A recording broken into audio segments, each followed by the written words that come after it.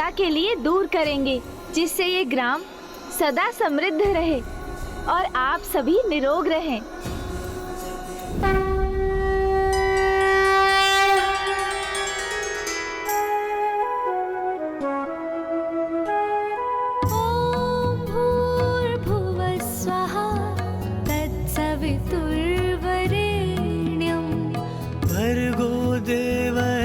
धीमहि धियो यो नः प्रचोदयात्।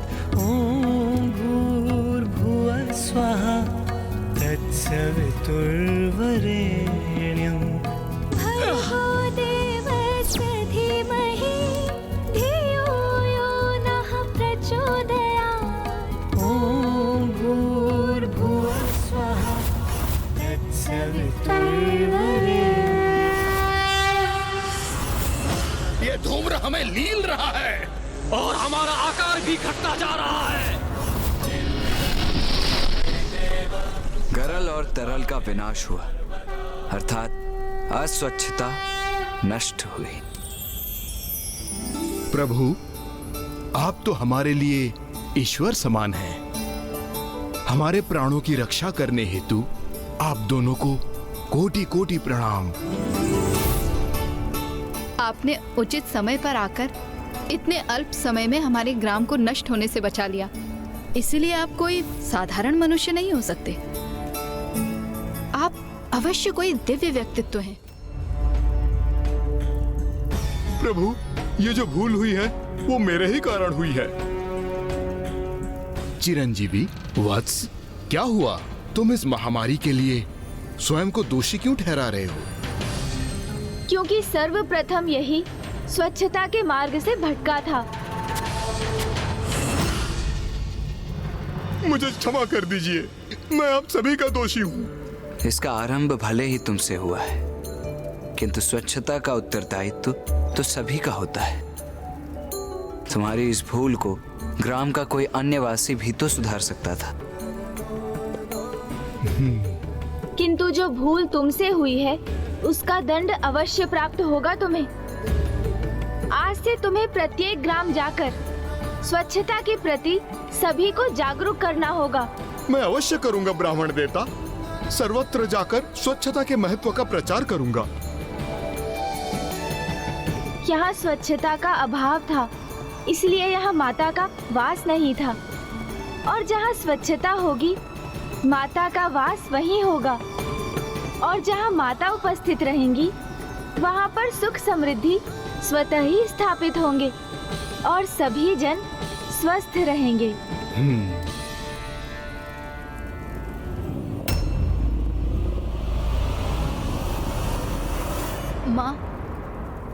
माँ, मुझे भूख लग रही है।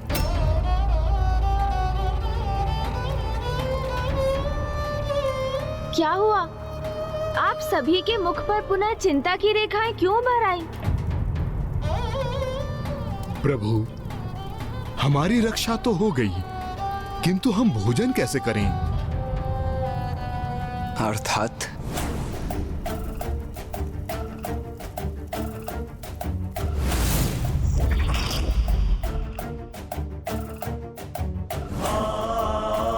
ओह, समझा। सभी वृक्ष, पौधों, फल, नदियों में विष का प्रभाव जो है,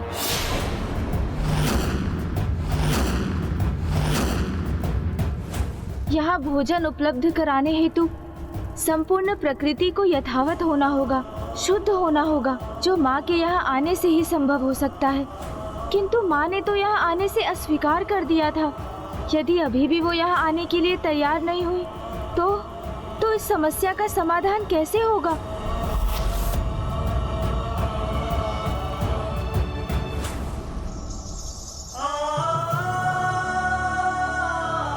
माँ,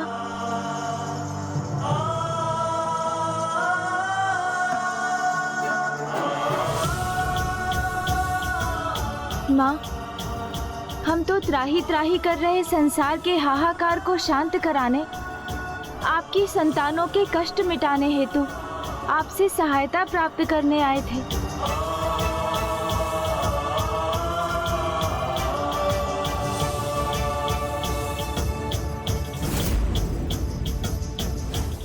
ये पूछने के लिए मुझे क्षमा करें माँ, किंतु क्या आपने हमसे असत्य कहा?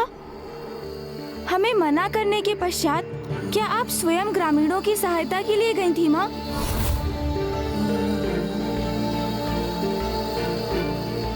गणेश, ये क्या कह रहे हो तुम? माँ कहाँ उपस्थित थी? माँ भैया, आप माँ से स्वयं ही क्यों नहीं पूछते? नहीं, इसका उत्तर तुम दो गणेश। तुमने माता के प्रति ऐसे वचन क्यों बोले? भैया, आपको स्मरण है ना, जब हमने माँ से उस ग्राम में जाने के लिए अनुरोध किया था तो उन्होंने हमारे अनुरोध को कितनी कठोरता से ठुकरा दिया था। आपके भक्त आपसे गुहार लगा रहे हैं माँ। गरल और तरल से इस संसार की रक्षा कीजिए माँ। नहीं,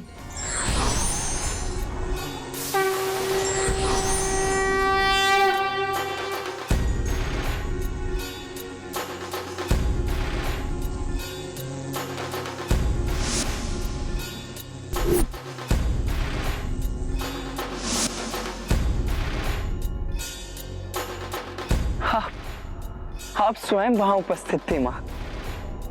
मैं समझ गया माँ। दुर्गमासुर के असुर गरल और तरल आपकी ही दिव्य योजना के भाग थे ना? और वो दिव्य योजना क्या थी पुत्र, और क्या ध्येय था उसका? अपने भक्तों को ये शिक्षा देना कि आप उनकी रक्षा के लिए सदा तत्पर हैं, किंतु उन्हें भी अपने कर्तव्यों के प्रति जागरूक रहने की आवश्यकता है। भक्ति और प्रार्थना आवश्यक है, किंतु उनके साथ परिश्रम रूपी साधना भी अनिवार्य है। हाँ पुत्र, जगत माता हूँ मैं, जगत जननी हूँ मैं। मेरा आशीष सदा अपने सभी भक्तों पर बना रहता है, किंतु मेरी कृपा, मेरा दर्शन प्राप्त करने के लिए मेरे सभी भक्तों को सात्विक जीवन का चुनाव करना अनिवार्य है। और मात्र भीतर से ही नहीं, अपितु बाहर से भी सात्विक होना। ऐसी दिनचर्या का पालन करना अनिवार्य है जिससे आपके भक्त सदा स्वच्छ रहें। मुझे स्मरण है माँ कि आपने भी मुझे यही प्रथम शिक्षा दी थी। सर्वप्रथम तुम्हें दातून करना और फिर स्नान। प्रातः इसे करने से दंत और उसको आधार प्रदान करने वाले मसूड़े स्वस्थ रहते हैं पुत्र। भले ही दुर्गमासुर के असुर तरल और गरल ने अस्वच्छता, अशौच और रोगों को फैलाया, जिसके प्रभाव से अस्वस्थ होकर मेरे सभी भक्त स्वच्छता के महत्व को भूलकर अपने मार्ग से भटक गए।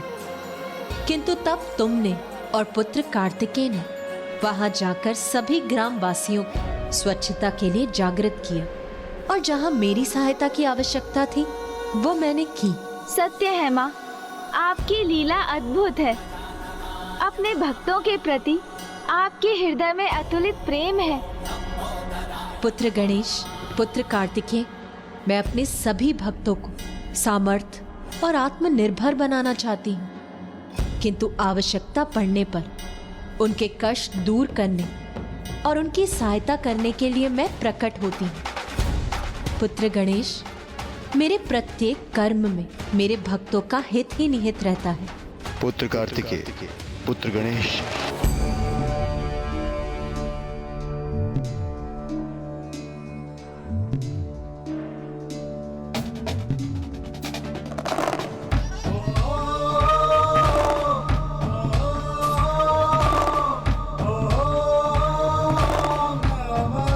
प्रणाम पिताश्री।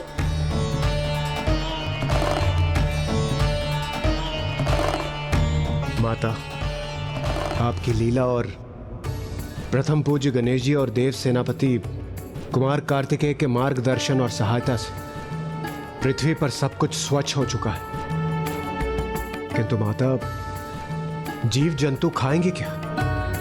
क्योंकि वनस्पति और फल अभी भी विषैले हैं। आपको अपने भक्तों की सहायता के लिए कुछ करना ही होगा माता।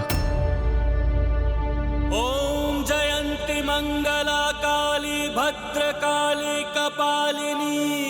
हाँ माँ, भोजन के लिए उनके पास कुछ भी शेष नहीं है। वो भूख से बिलख रहे हैं माँ, और आपसे सहायता की गुहार लगा रहे हैं। उनकी सहायता के लिए कुछ तो कीजिए माता।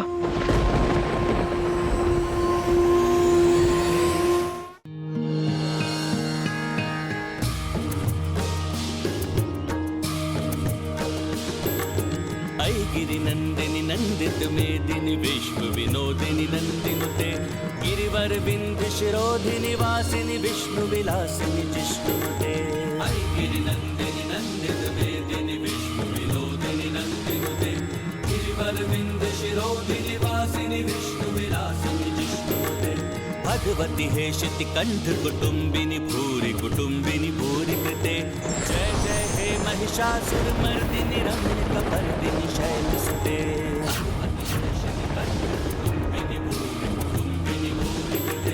जय जय हे महिषासुर मर्दिनि रम्यकपर्दिनि शैलसुते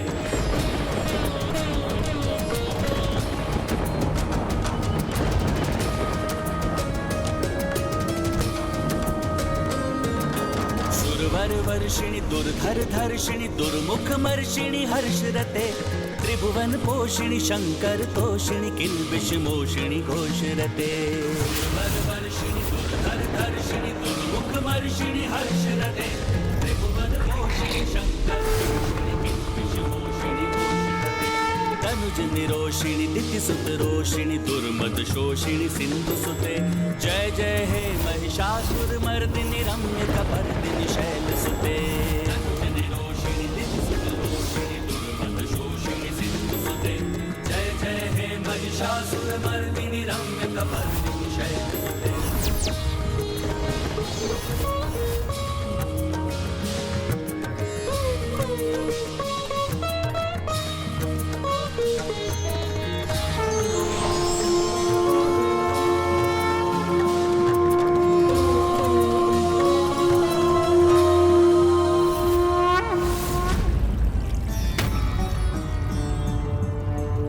माँ, अब आपको ही कुछ करना होगा। हाँ माँ, क्योंकि अब इस स्थिति को केवल और केवल आप ही सुधार सकती हैं माँ।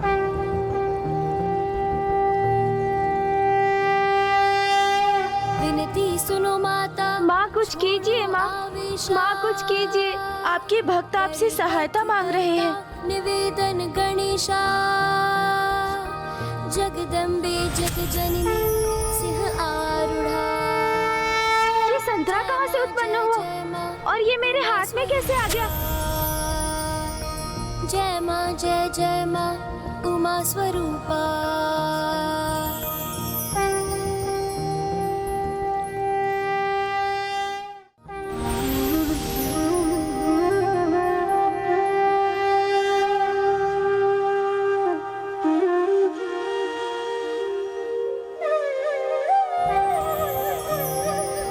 माता अपने नवीन रूप में आ रही है।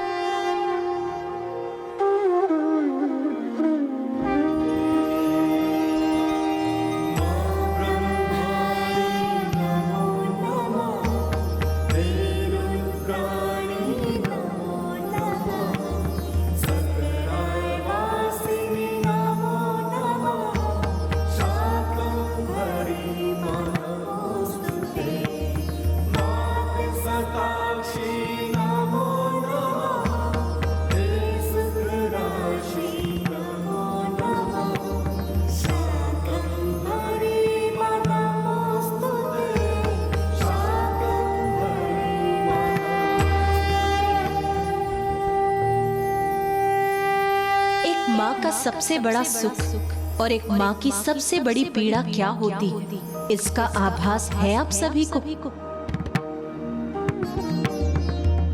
माँ का सबसे बड़ा सुख है जब उसकी संतानें तृप्त होने तक भोजन प्राप्त करें, और एक माँ की सबसे बड़ी पीड़ा है जब उसकी संतान भोजन से वंचित रहे।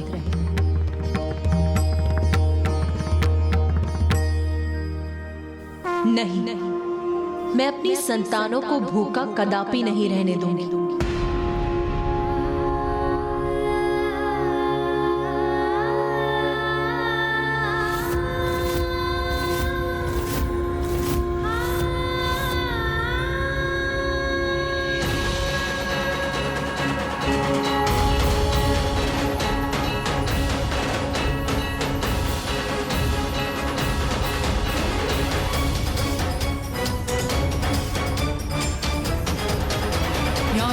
सर्वभूतेषु मारूपेण संस्थिता। नमस्तस्यै नमस्तस्यै नमस्तस्यै नमो नमः। या देवी सर्वभूतेषु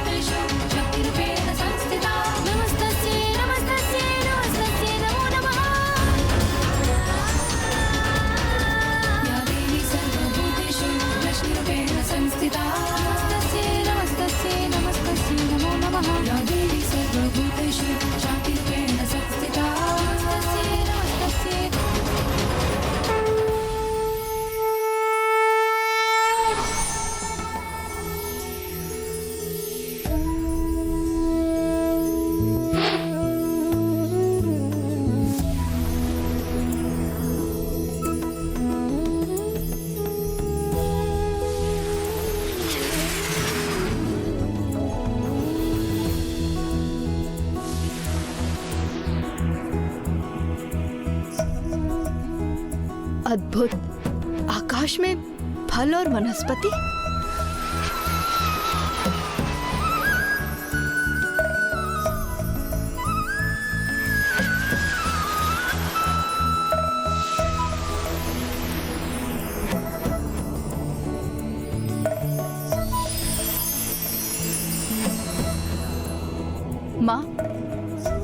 माँ देखो,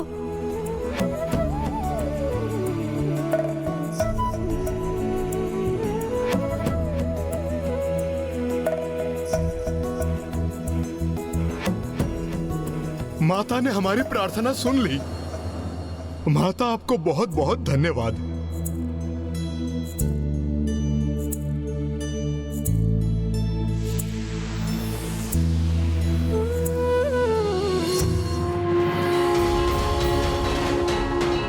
अब हमें फल और वनस्पति प्रचुर मात्रा में उपलब्ध है।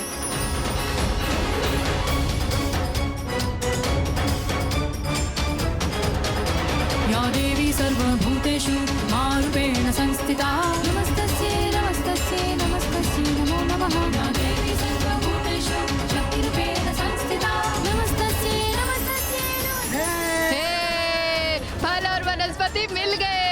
हे, सर्वभूतेषु लक्ष्मीरूपेण संस्थिता नमस्तस्यै नमस्तस्यै नमस्तस्यै नमो नमः। या देवी शाकंभरी मनमोस्तुते, शाकंभरी मनमोस्तुते, संकटहारिणि नमो नमः, कष्ट निवारिणि नमो नमः, मां भवतारिणि नमो नमः, शाकंभरी मनमोस्तुते, शाकंभरी मनमोस्तुते, शाकंभरी मनमोस्तुते।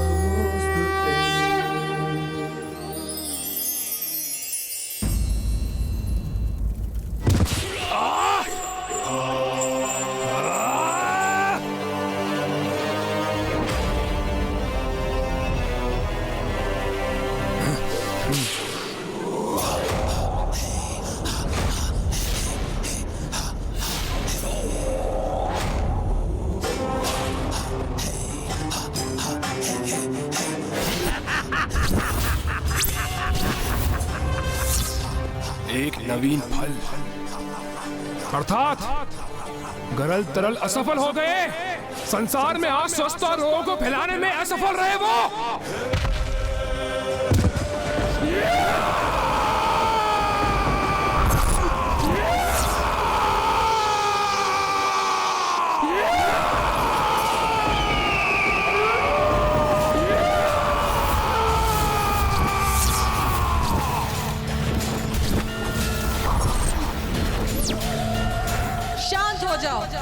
इस प्रकार तू चीख कर मात्र यहाँ के चमगादड़ों को आतंकित कर सकता है। माता!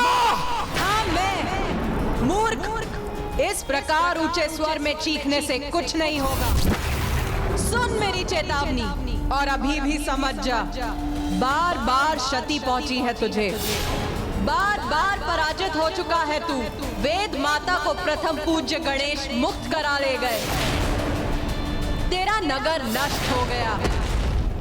एक एक कर तेरे सभी असुर, तापिक, गरल और तरल भी विफल हो गए। तो अब तो समझ जा ये संकेत और सुधर जा।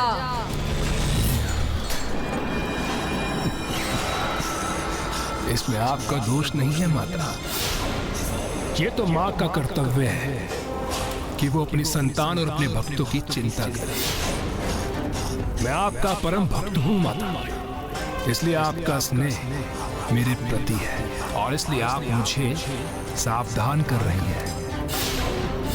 किंतु मैं दुर्गमासुर हूँ, और मैं दुर्गमासुर उस आदिशक्ति माता को दिखाऊंगा कि मैं क्या करने में सक्षम हूँ।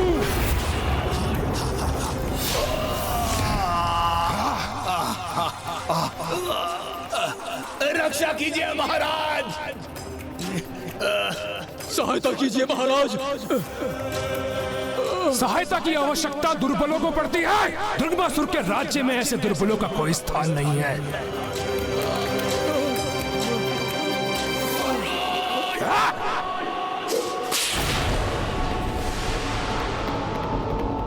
मैं दुर्गमासुर पराजय स्वीकार नहीं करूंगा, कदापि नहीं। पुनः अपनी असुर सेना, अपने नगर का निर्माण करूंगा मैं, और धूल धूसरित करूंगा उन देवताओं को।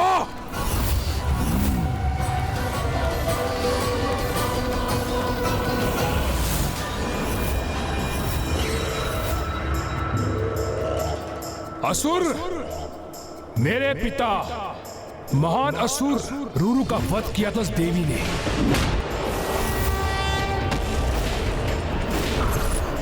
और हमारे महान राजा शुंभ निशुंभ का भी वध किया था उस देवी ने।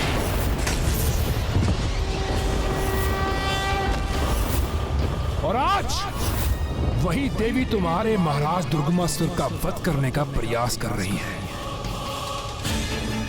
मेरे असुरों, मैंने अपना सर्वस्व तुम्हारे प्रति समर्पित किया है, और अब तुम्हें मेरे लिए भी कुछ करना होगा। तुम सभी को मेरे लिए युद्ध करना होगा और मेरे नगर का नव निर्माण करना होगा। और तुमने यदि ऐसा नहीं किया तो मैं तुम्हारा वध कर दूंगा। अब चुनाव तुम्हें करना है, मेरे लिए कार्य करना है या मेरे हाथों मृत्यु प्राप्त करनी है। अवश्य महाराज, अवश्य महाराज, हम आपके साथ हैं महाराज। असुर राज दुर्गमासुर की। दुर्गमासुर पराजित नहीं हुआ है, वो तो पुनः खड़ा हुआ है। मैं पुनः खड़ा हुआ हूँ। दुर्गमासुर, दुर्गमासुर, दीपक की ज्योति भी बुझने के पूर्व एक बार अवश्य फड़फड़ाती है। तेरे साथ भी अभी वही हो रहा है, क्योंकि तू सुधरेगा नहीं।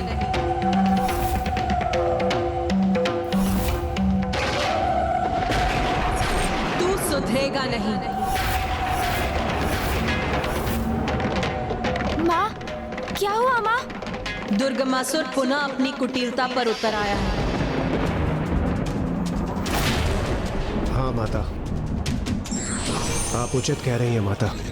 माता, मुझे प्राप्त सूचना के अनुसार दुर्गमासुर अपनी सेना को पुनः संगठित कर रहा है, अपने नगर का नव निर्माण कर रहा है।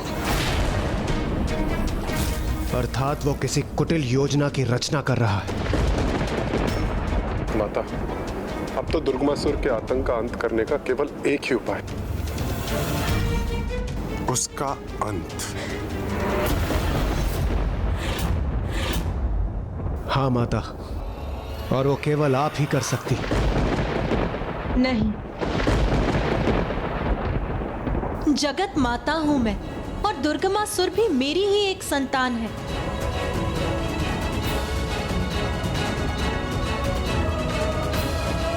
किंतु दुर्गमासुर तो दुष्टता की पराकाष्ठा है माँ। वो आपके ही भक्तों के लिए संकट बनता जा रहा है। जो भी हो, किंतु पुत्र कार्तिकेय, मैं तो अपने मातृ धर्म का परित्याग नहीं कर सकती, और किसी भी अवस्था में मुझे अपनी संतानों को सुधरने का एक अंतिम अवसर प्रदान करना ही होता है, और वही अंतिम अवसर दुर्गमासुर को भी प्राप्त होगा। किंतु माँ, यदि उसने अभी भी आपकी चेतावनी पर ध्यान नहीं दिया तो?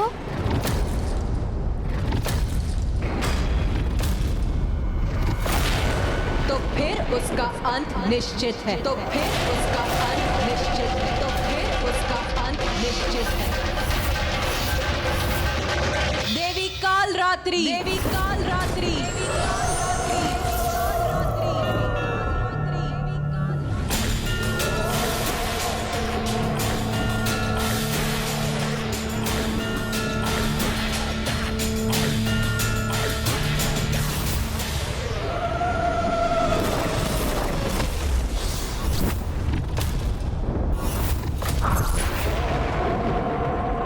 प्रणाम माता काल रात्रि।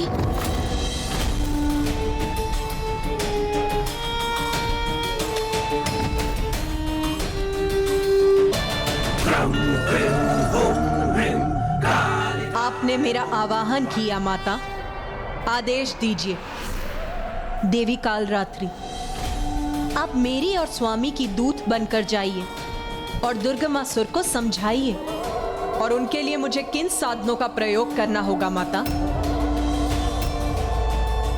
नहीं देवी कालरात्रि, ये उसकी अंतिम चेतावनी है। आप उसे समझाने का प्रयास कीजिए, क्योंकि शांति संधि में ही संसार का हित है। इसीलिए उसे समझाने का प्रयास करिए कि वो पाप का परित्याग करे, अन्यथा उसका पतन, उसका विनाश होकर ही रहेगा।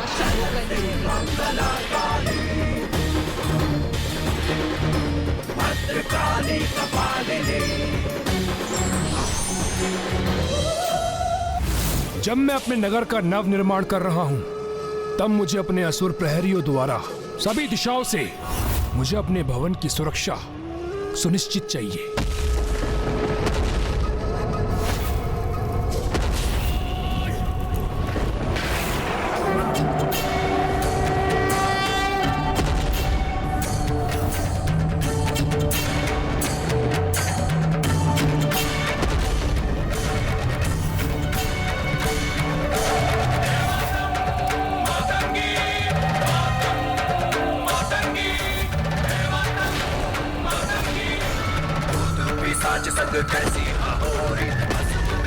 ये क्या है? क्या ये किसी संकट के आने का संकेत है या कोई शत्रु आ रहा है यहाँ? सावधान रहो।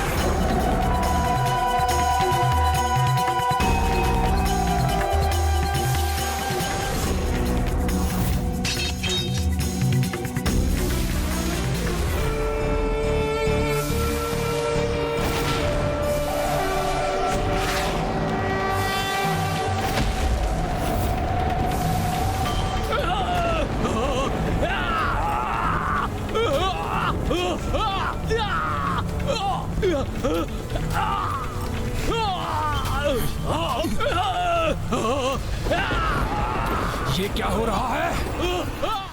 माता कालरात्रि तो आपकी सबसे उग्र और कठोर स्वरूप है, और वो तो युद्ध के लिए तत्पर है, किंतु आपने उन्हें ही दुर्गमासुर के पास उसे अंतिम चेतावनी देने भेज दिया। माँ, पुत्र गणेश, अंतिम चेतावनी कभी विनम्रता से नहीं दी जाती। दुर्गमासुर जैसे दुष्ट असुर को यदि उचित पद दिखाने के लिए यदि अपनी उग्रता का परिचय देना आवश्यक हो, तो वो भी करना होगा, क्योंकि जो दुर्बल है वो कभी शांति स्थापित नहीं कर सकते, और अपने शत्रु से शांति वार्ता करने हेतु उसे अपनी शक्ति का परिचय कराना आवश्यक होता है।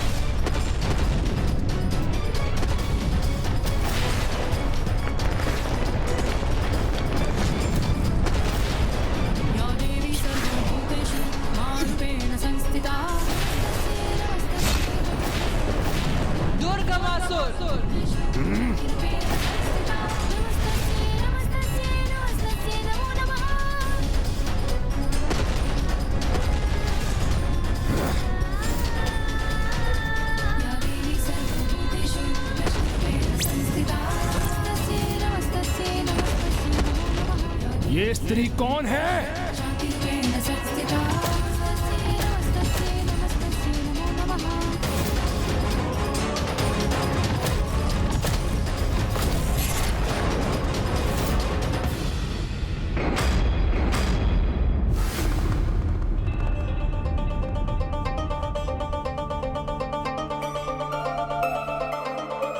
माता कालरात्रि के क्रोध का ज्वालामुखी तो कभी भी फट सकता है।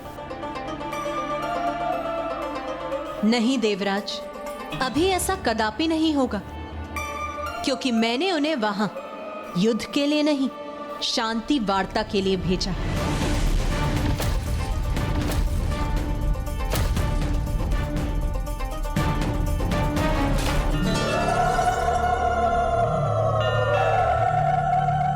देवी काल रात्रि, आप मेरी और स्वामी की दूत बनकर जाइए और दुर्गमासुर को समझाइए, क्योंकि शांति संधि में ही संसार का हित है। माता का आदेश है, इन दुष्टों का संहार नहीं करना है मुझे, तो बिना इनका अंत किए इन्हें अपने मार्ग से हटाऊंगी मैं।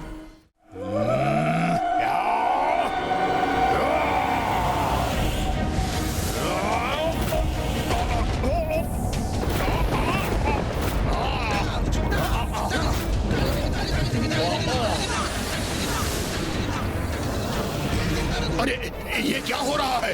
हम ऊपर कैसे उठे जा रहे हैं? महाराज, हमारी रक्षा कीजिए। आगे नहीं बढ़ सके मेरे असुर। वो तो लौट कर यहीं गिर रहे हैं। ये कैसे संभव है?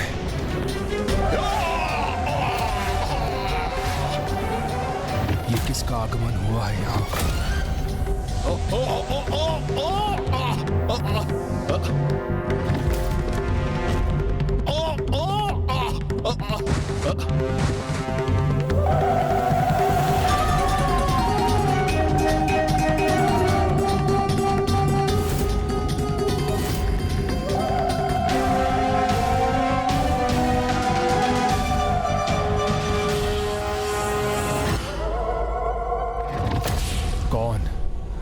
कौन है ये देवी जो बड़ी उग्र और भयंकर प्रतीत हो रही है?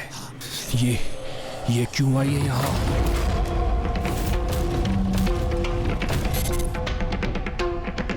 दुर्गमासुर, रोको अपने असुरों को। अस्त्र झुकाने का आदेश दो इन्हें। मैं यहाँ युद्ध करने नहीं, शांति स्थापित करने आई हूँ। शांति का प्रस्ताव लेकर आई हो तुम? तो तुम्हें ज्ञात हो ही गया कि मैं अपने बल से कितना आतंक मचा सकता हूं।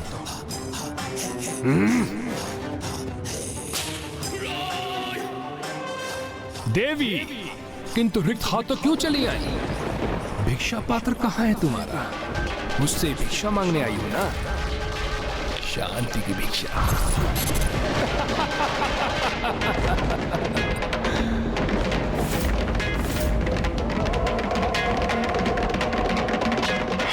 अरे इसमें इतना क्रोधित होने की क्या आवश्यकता है देवी?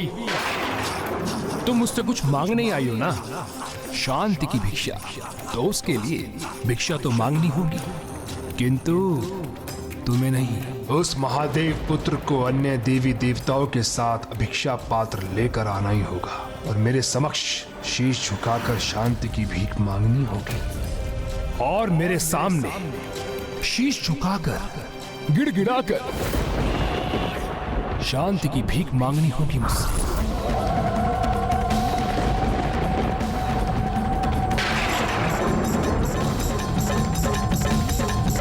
उसके बाद मैं निर्णय लूंगा कि उन्हें शांति प्रदान करूं अथवा उनके शीश उनके धड़ से विलग कर उन्हें मृत्यु दे।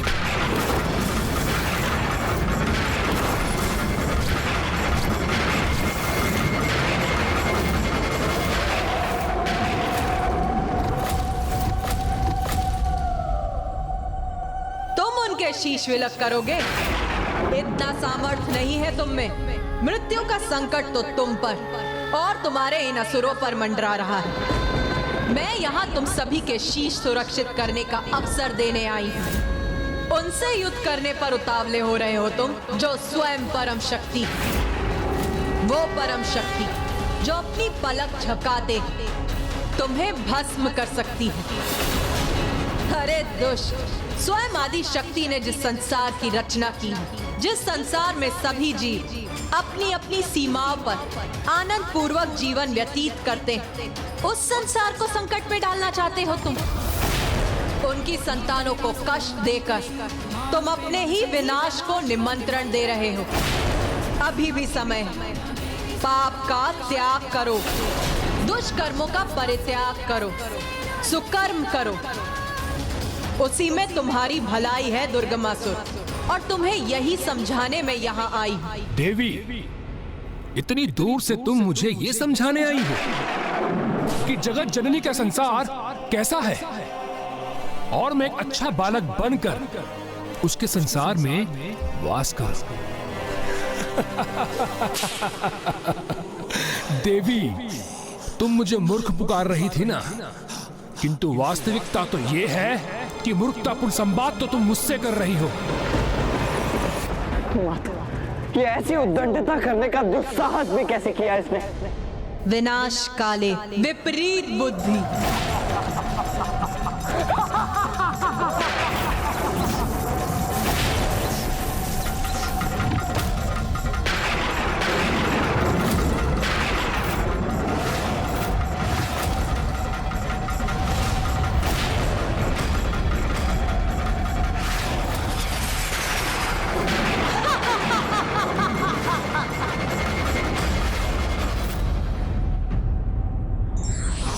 पापी नहीं, अपितु पाप नष्ट हो सके, इसलिए ईश्वर अपनी संतानों को सुधरने का एक अवसर अवश्य देते हैं।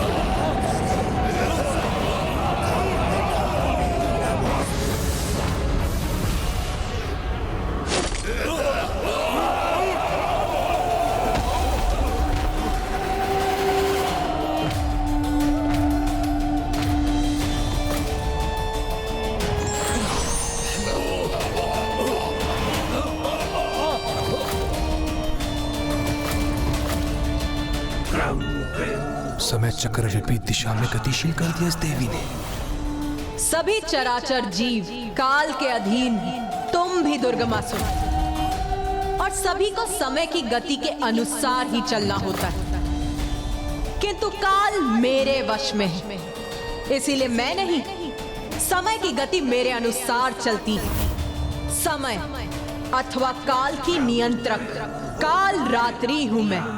देख मूर्ख,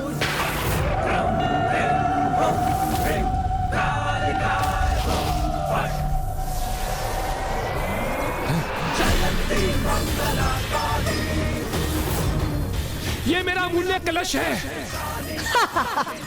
काल को बांध सकती हूं मैं, और उसको उसकी समय की गति के अनुसार चलने पर मुक्त भी कर सकती हूं।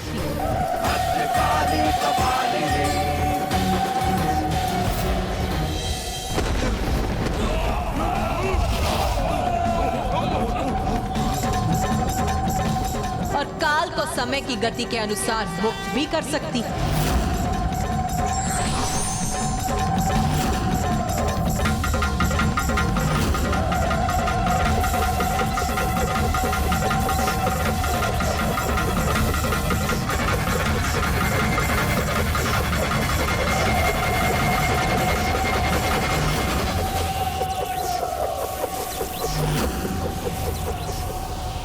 ये देवी काल चक्र को विपरीत दिशा में क्यों घुमा रही है? माँ, माता कालरात्रि ये क्या कर रही है? पुत्र गणेश, दुर्गमासुर को समझाने के लिए वो उन्हें उसके पूर्व की उस बिंदु पर ले जा रही हैं, जिसका उसके जीवन में एक बहुत बड़ा महत्व है, जिस काल बिंदु ने उसके जीवन में एक अमिट छाप छोड़ी थी।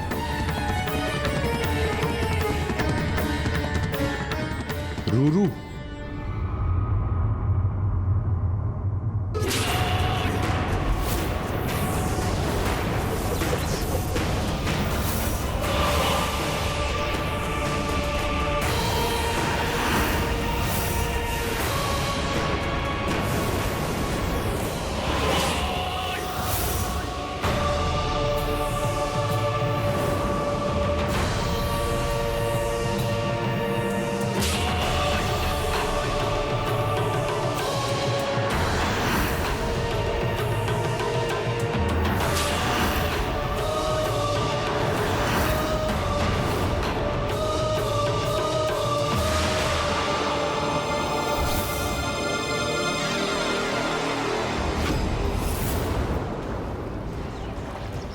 मैं दुर्गमासुर पुनः अपनी बाल्यावस्था में पहुंच गया।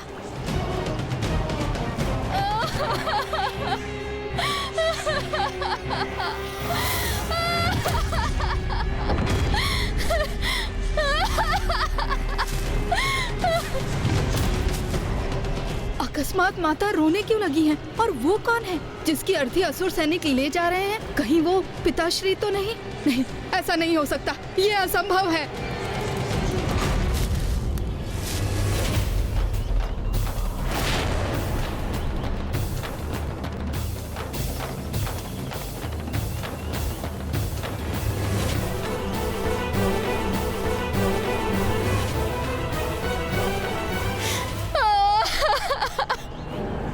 मेरे स्वामी, ये क्या हो गया?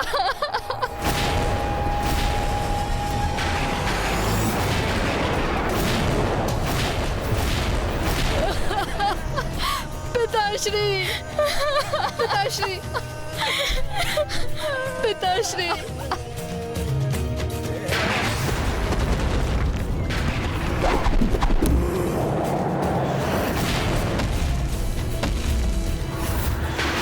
उस दुष्ट देवी ने वध कर दिया मेरे पिता का।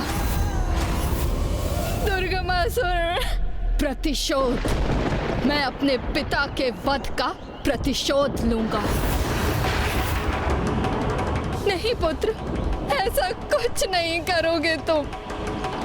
तुम्हारे पिता असुर सम्राट शुंभ निशुंभ के सेवक थे। उनका आदेश था, इसीलिए तुम्हारे पिता माता से युद्ध करने को विवश थे, जिसका इतना भीषण परिणाम हुआ। पुत्र, उस देवी माता रानी पर कोई विजय प्राप्त नहीं कर सकता। वो अनंत हैं, वो अनादि हैं पुत्र। उनसे युद्ध करने का विचार अपने स्वप्न में भी मत लाना पुत्र, अन्यथा तुम्हारा विनाश निश्चित है पुत्र।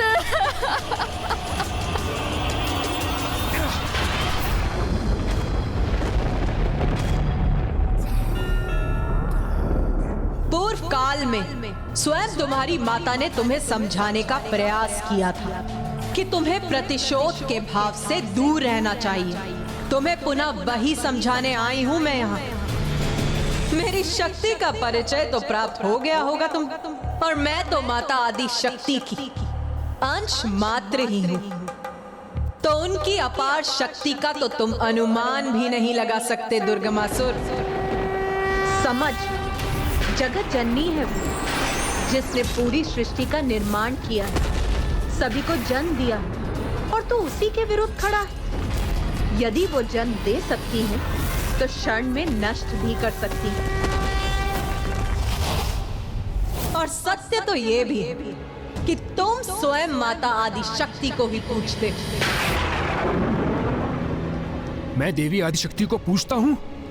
हाँ? ये कैसे संभव है? मूर्ख, तुम जिन माता की पूजा कर, जिनसे मार्गदर्शन प्राप्त करते हो, जिनसे तुम अपने जीवन की सुरक्षा के लिए निर्भर हो, वो भी स्वयं माता आदि शक्ति की अंश ही है।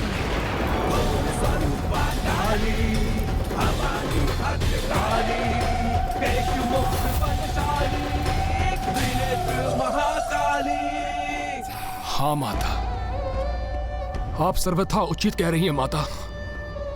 ये मैं क्या करने जा रहा था? मैं स्वयं माता आदि शक्ति से युद्ध करने जा रहा था। कितना बड़ा घोर पाप करने जा रहा था माता मैं।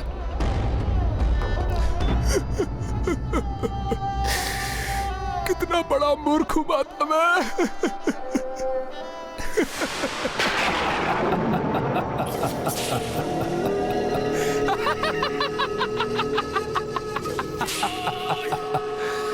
देवी, दुर्गमासुर हूं मैं, दुर्गमासुर हूं मैं, दुर्गमासुर आसुरी प्रवृत्ति का प्रतीक हूं मैं। क्षमा याचना मैं करूंगा, मैं कदापि नहीं। यहां से सुरक्षित नहीं जाने दूंगा तुम्हें मैं देवी। तुम्हें बंदी बनाऊंगा, और फिर देखता हूँ क्या करती है तुम्हारी माता आदि शक्ति। उस मूर्ख दुर्गमासुर ने तो शांति वार्ता करने पहुंची माता की अवहेलना कर उनका अपमान करना आरंभ कर दिया है। कदाचित उसे ज्ञात है कि माता अपनी मर्यादा के कारण उसके प्राण नहीं ले सकती, किंतु अब माता कालरात्रि उस दुष्ट की धृष्टता का क्या प्रत्युत्तर देने वाली है।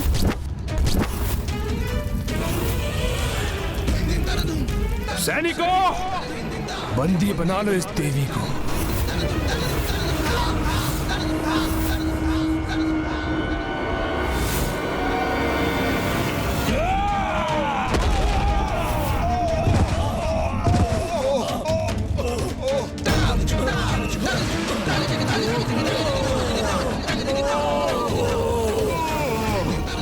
माता आप यहाँ? मूर्खों, भुगतो अपने दुस्साहस का दंड।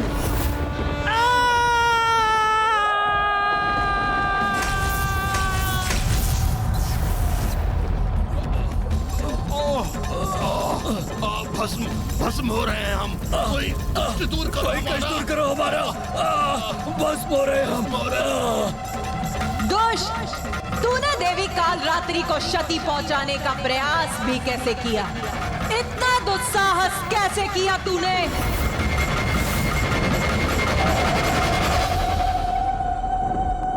मैं चाहती तो अभी तुम्हारा अंत कर सकती थी मूर्ख, किंतु माता ने मुझे तुम्हें चेतावनी देने भर की ही अनुमति दी थी।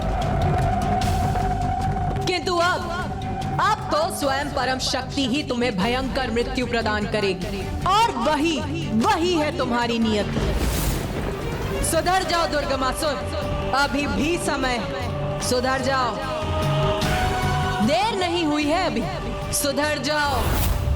नहीं, ये सुधरने वालों में से नहीं है।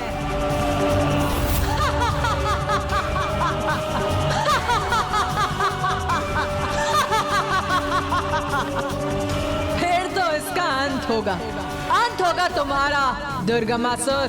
बहुत भयंकर अंत होगा, क्योंकि जब माता के क्रोध का बाण टूटेगा तो वो तुम्हें, तुम्हारे साथ तुम्हारे नगर, तुम्हारे असुर, तुम्हारे सेवक सभी को बहा कर ले जाएगा।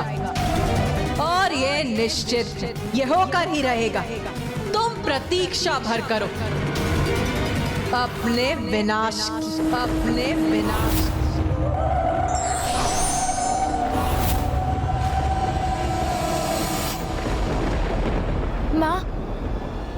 माता कालरात्रि तो दुर्गमासुर को चेतावनी देकर अंतर ध्यान हो गई। पूजा करता है वो उनकी। उसने अनुष्ठान कर उन्हें वहां रहने पर विवश किया है, और वो सदा उसे उसके बुरे कर्मों के भयंकर परिणाम के प्रति सचेत करती, किंतु वो उनकी आज्ञा का पालन नहीं करता।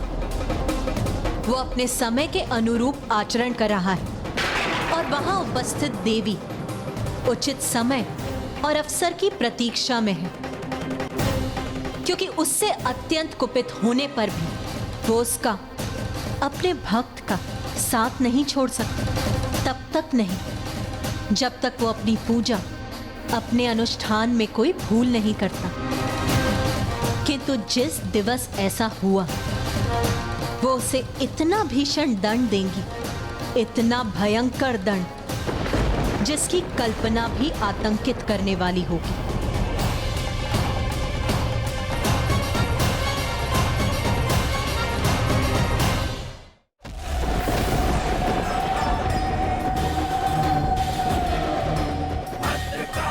माता, ये किस मूर्ख अहंकारी को समझाने के लिए भेज दिया था आपने मुझे?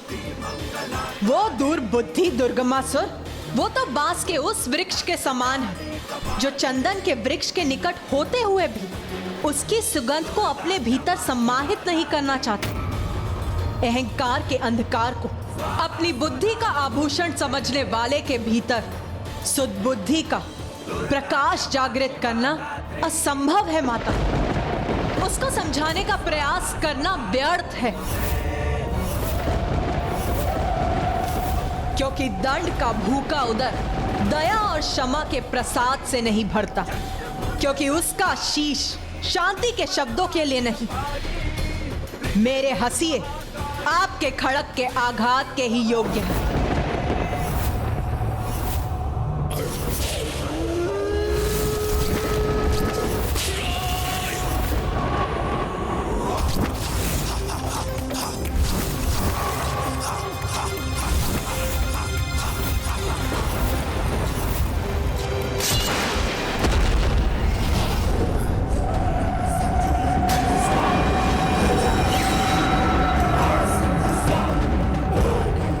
रे दुष्ट, जो जगत जननी है, सर्वोच्च माता है, समस्त ब्रह्मांड की दिव्य शक्तियों में जिनका शीर्ष स्थान है, उन्होंने तुझे धर्मनिष्ठ होने का, सुधरने का आदेश दिया है और तूने तो उनके आदेश को भी नकार दिया। नहीं माता, नहीं, ये कटु वचन उचित नहीं है, उचित नहीं है माता।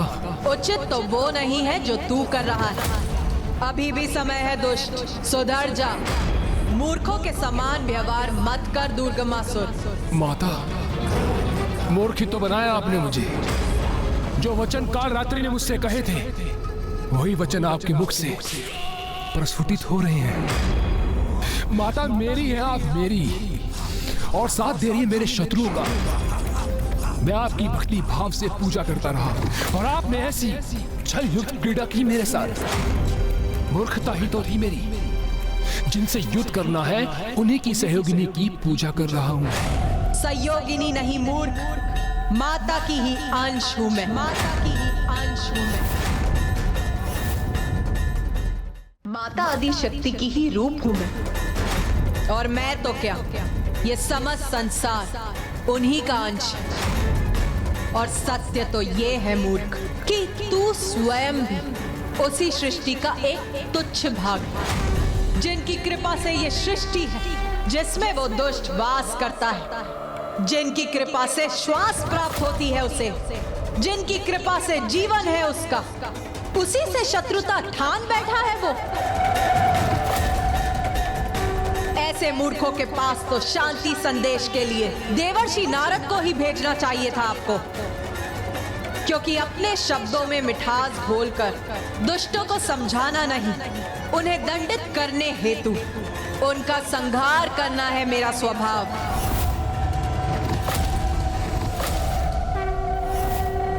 इसीलिए मुझे उसका संहार करने भेजना चाहिए था आपको।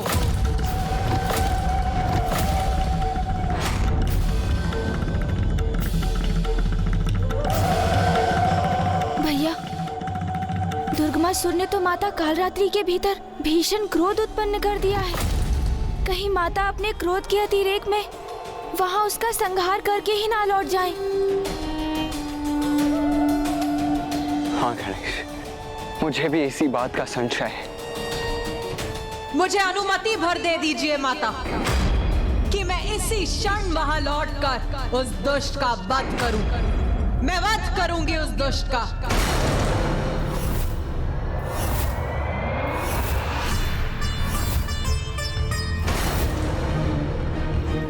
ऐसा कोई नहीं है जो दुर्गमासुर को दुर्बल समझे, जो मुझे चुनौती देकर आगे बढ़ने का प्रयास करे।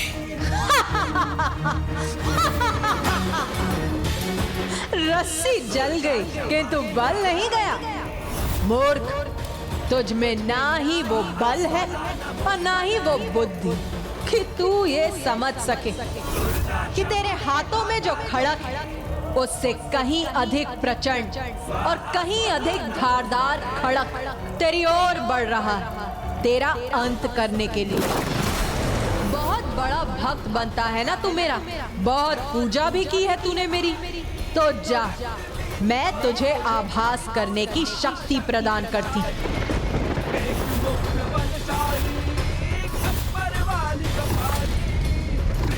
जिससे तू अपनी ओर आते हुए शत्रुओं का आभास कर सकेगा।